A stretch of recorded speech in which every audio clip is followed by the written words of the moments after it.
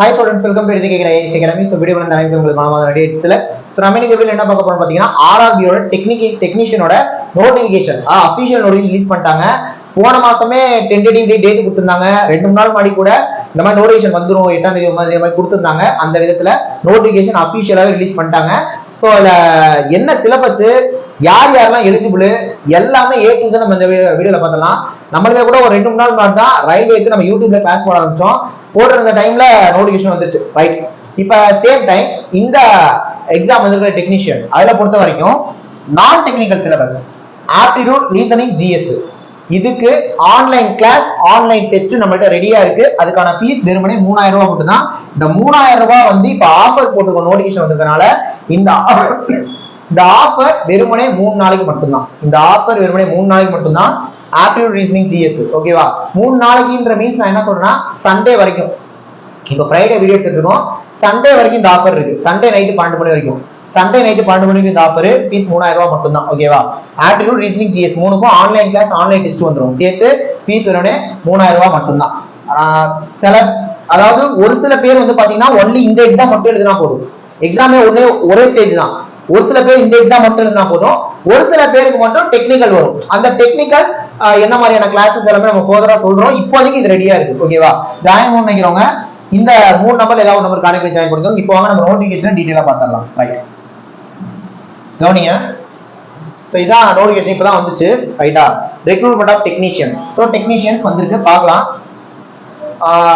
Date opening date of application March 9 தான் date ஆரம்பிக்குது, ஓகேவா? கடைசி டேட் ஏப்ரல் 8 நீங்க அப்ளை பண்ணிக்கலாம். இதுல பாத்தீங்கன்னா 2 போஸ்ட் வந்திருக்கு. ஒன்னு டெக்னீஷியன் கிரேட் 1 சிக்னல், அது லெவல் 5 கொஞ்சம் பெரிய போஸ்ட். 29,000 ரூபாய் இனிஷியல் பே வரும். ஏஜ் எவ்வளோ, மொத்த வேகன்சி எல்லாமே கொடுத்துருக்காங்க. அப்ப அந்த டெக்னீஷியன் கிரேட் 1 சிக்னலுக்கு மட்டும் 1092 வேகன்சி இருக்கு. அது எல்லா RRBயும் சேர்த்து, ரைட்டா? டெக்னீஷியன் கிரேட் 3ங்கிறது லெவல் 2 19,900 ரூபாய், 18 இருந்து 33 வயசு வரைக்கும் எழுதிக்கலாம். அதுல மட்டும் வேகன்சி பாருங்க 8052 இருக்கு. சோ மொத்தமா 9144 வேகன்சி வந்திருக்கு, சரிங்களா? ரைட். அதே மாதிரி ஏஜ் வந்து பாத்தீங்கன்னா ரிலாக்ஸேஷன் இருக்கும் எல்லாருக்கும், அதெல்லாம் பார்க்கலாம், ரைட்டா? ஏஜ் வந்து என்னைக்கு அந்த டேட் இருக்கும்னா ஜூலை 1 2024 அப்ப. இப்ப நம்ம மார்ச் மாசம் தான் இருக்கோம். ஜூலை 1 2024 அப்ப அந்த வயசு உங்களுக்கு இருக்கணும், புரியுதா? அதை நோட் பண்ணிக்கோங்க. இந்த டேட் அப்ப நீங்க அந்த வயசுக்குள்ள இருக்கணும், ரைட்? ஏஜ் ரிலாக்ஸேஷன் இருக்கு, சொல்லலாம், எல்லாமே இருக்கு, பார்க்கலாம், ரைட்டா?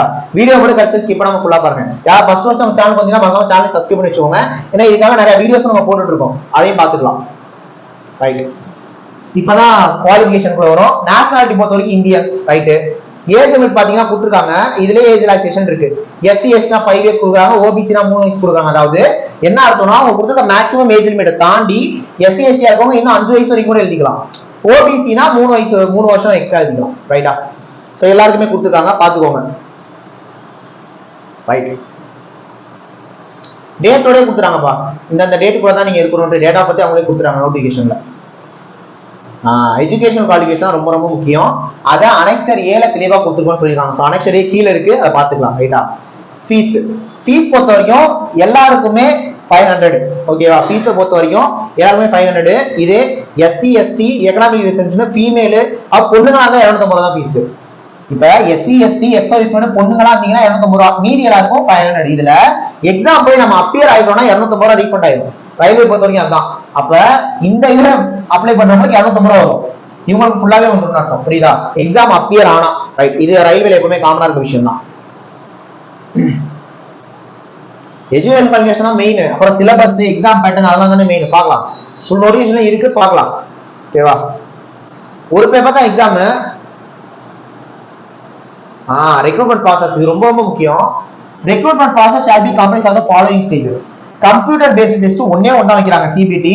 அப்புறமா டாக்குமெண்ட் வெரிஃபிகேஷன், மெடிக்கல் போயிருவாங்க. டாக்குமெண்ட் வெரிஃபிகேஷன், மெடிக்கல் போயிடும். அப்ப எக்ஸாம் ஒண்ணுதான், ஒரே ஸ்டேஜ். எங்க ஒரே ஸ்டேஜ் கிளியர் பண்ண வேலைங்க, ஓகே? ஒரே ஸ்டேஜ் கிளியர் பண்ண வேலை, ரைட்? சோ அந்த கம்ப்யூட்டர் பேஸ்ட் டெஸ்ட்ங்கிறது எப்படி இருக்க போகுதுன்னா அந்த லெவல் 5 டெக்னீஷியன் கிரேட் 1 சிக்னல் சொல்லிட்டு கொஞ்சம் பெரிய போஸ்ட் பார்த்தோம், 1000 சொல்ற வேகன்சி. அதுக்கான எக்ஸாம் பேட்டர்ன் ஒண்ணு. டெக்னீஷியன் 3 வேற இருந்ததுல ஒண்ணு, லெவல் 2ல அதுக்கு வேற பேட்டர்ன். அப்ப இதுக்கான பேட்டர்ன் என்னன்னு பாத்தீங்கன்னா மொத்தமா 1.5 மணி நேரம் டைம், 100 क्वेश्चन எக்ஸாம், ரைட்டா? சோ அதோட சிலபஸ் அப்படின்னு எடுத்துக்கிட்டோம்னா ஜென்ரல் அவேர்னஸ் இருக்கு. ஜென்ரல் அவேர்னஸ் அப்படின்னா சயின்ஸ், மீதி பாலிட்டி, ஹிஸ்டரி, ஜியோகிராஃபி எல்லாம் படிப்போம், அது எல்லாமே இதுல வந்துடும். ஓகேவா?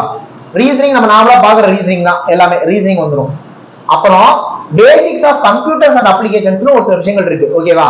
Basic computer application. ஆனா இதெல்லாம் அந்த போஸ்டுக்கு மட்டும், நல்லா புரிஞ்சுக்கோங்க. மேத்ஸ் நாமள ஆப்டிடியூட் நம்ம பாக்குற விஷயங்கள்.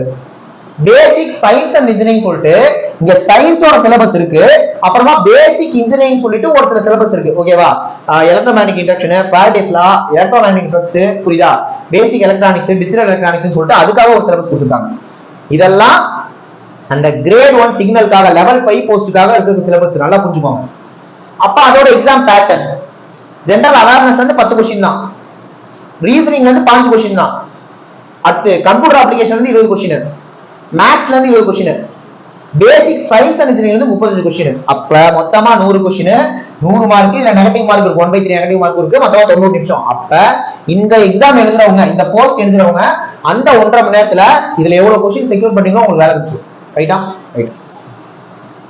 இப்ப அடுத்து அந்த டெக்னீஷியன் கிரேட் 3, இதுதான் 8000 வேகன்சி, இதுதான் 8000 வேகன்சி. ஓகேவா? அதிகமான வேகன்சி இதுதான். சோ இதுக்கான எக்ஸாம் பேட்டர்ன் அதே 1.5 மணி நேரம் 100 क्वेश्चन தான். ஆனா இதுக்கான சிலபஸ் பாருங்க, மேத்ஸ் இருக்கு, ரீசனிங் இருக்கு, ஜெனரல் சயின்ஸ் இருக்கு, ஜெனரல் அவேர்னஸ் இருக்கு, அவ்வளவுதான். இதுல அப்ப இன்ஜினியரிங் அந்த எலக்ட்ரானிக்ஸ், கம்ப்யூட்டர் அப்ளிகேஷன் ஒண்ணுமே கிடையாது. Maths, reasoning, general science, general awareness. அப்ப ஆப்டி ரீசனிங்க பார்த்துட்டு வெறுமனே இந்த history, geography, polity, economics, science, current affairs படிச்சீங்க, முடிஞ்சு போச்சு. அப்ப ஃபுல் அண்ட் ஃபுல் நான் டெக்னிக்கல் தான் இது, இந்த இது. ஆனா அதை யார் எழுதலாம், இதை யார் எழுதலாம், தெளிவா பார்க்கலாம். ஓகேவா? தெளிவா பார்க்கலாம். இப்ப இதோட எக்ஸாம் பேட்டர்ன் பாத்துக்கிட்டீங்கன்னா மேத்ஸ் 25 வந்துருது, ரீசனிங் 25 வந்துருது, சயின்ஸ் வந்து 40 கேள்விங்க, சயின்ஸ் வந்து 40 கேள்வி, ஜெனரல் அவேர்னஸ் வந்து 10 கேள்வி. புரியுதா? மொத்தமா 100 கேள்வி, 1.5 மணி நேரம். இப்ப இதுல ஆப்ட் ரீசனிங் நீங்க ஸ்ட்ராங்கா இருந்தீங்கனாலே 50 அடிச்சிடலாங்க, 50 அடிச்சிடலாம். புரியுதா?